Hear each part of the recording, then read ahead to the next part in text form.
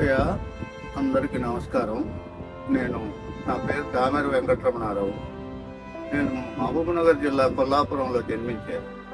పల్నాడులో కొల్లాపల్లి మండలంలో అయినపాలెం అనే గ్రామంలో జీవిస్తున్నాను. నేను ఇప్పుడు మీతో పంచుకోవాలనుకుంటున్న విషయం ఈ పల్నాడు, దీని విశిష్టత. ఇది చాలా మందికి తెలియదు. ఇది ఒక గొప్ప సంస్కరణ జరిగిన ప్రాంతం.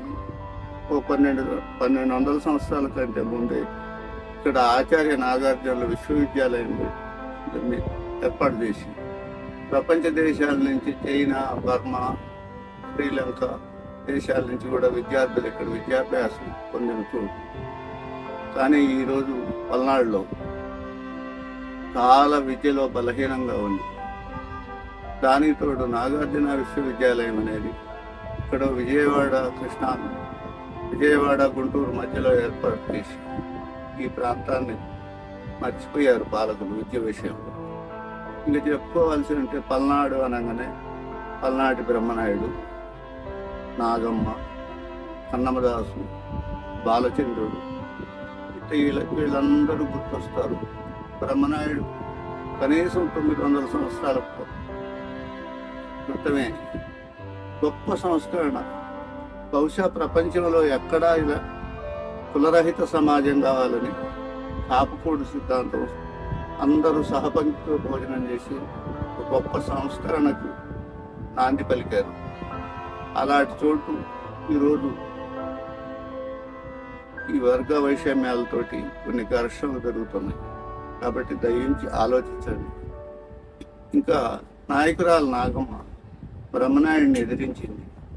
బహుశా భారతదేశంలోనే మొదటి మహిళా మంత్రి కావచ్చామా. నాగమ్మని నాయకురాలు నాగమ్మ అని పిలువబడతారు ఈ రోజు కూడా. అలాంటి పరమ శివభక్తురాలు. సరే, ఆ పల్నాటి యుద్ధం శైవము వైష్ణవానికి మధ్యలో జరిగిన వైరుధ్యం అని కూడా అంటారు. ఏది ఏమైనా గొప్ప సంస్కరణ జరిగిన ప్రాంతం పల్నాటి వైపు. దాంట్లో కన్నమదాసు, హరిజనుడు కన్నమదాసు. ఆ రోజుల్లో బ్రహ్మనాయుడు కన్నమదాసును సర్వ సైన్యాధిపతిగా, ఆయన తర్వాత ఆయన కన్నమదాసుని వీరుడిగా ప్రకటించారు. ఇంకా బాలచంద్రుడి యొక్క పౌరుషం వర్ణనాతీతం.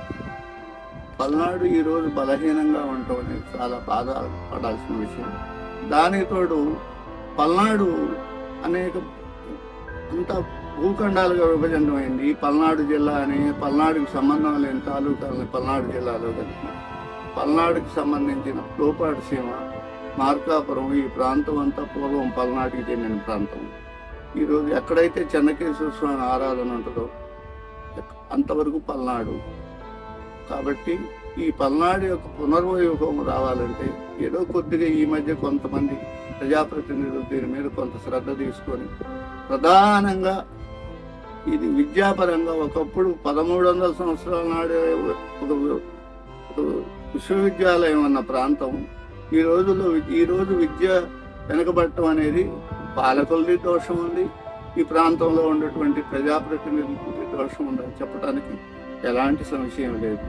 కాబట్టి పల్నాడు గురించి కేవలం పౌరుషం అనేదే కాదు, కష్టజీవులు, వ్యవసాయాన్ని నమ్ముకున్న జీవులు. కాబట్టి విద్యలో వెనకబడ్డ పరిస్థితి నుంచి మార్పు కావాలని ఇప్పుడు ప్రస్తుతం నేను కోరుకునేది ఏంటంటే, ఈ పల్నాడుకి చెందిన విద్యావంతులైన ఈ పల్నాడు యొక్క విశిష్టతని గ్రహించి ఈ పల్నాడు కోసం కొంత కృషి చేస్తారని ఆశపడుతూ ఈ అవకాశాన్ని ఉపయోగించుకుంటున్నాను.